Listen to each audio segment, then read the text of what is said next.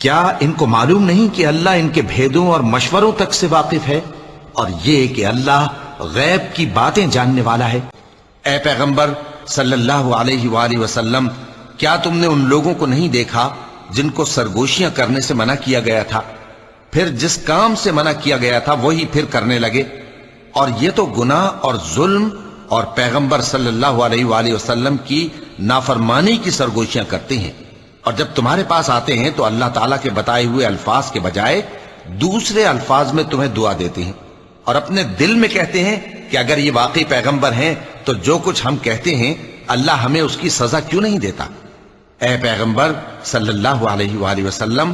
ان کو دوزخ ہی کی سزا کافی ہے، یہ اسی میں داخل ہوں گے اور وہ بری جگہ ہے۔ مومنو، جب تم آپس میں سرگوشیاں کرنے لگو تو گناہ اور زیادتی اور پیغمبر کی نافرمانی کی باتیں نہ کرنا،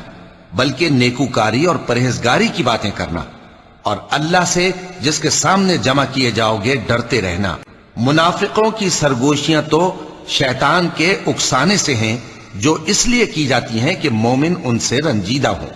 مگر اللہ کے حکم کے سوا ان سے انہیں کچھ نقصان نہیں پہنچ سکتا۔ تو مومنوں کو چاہیے کہ اللہ ہی پر بھروسہ رکھیں۔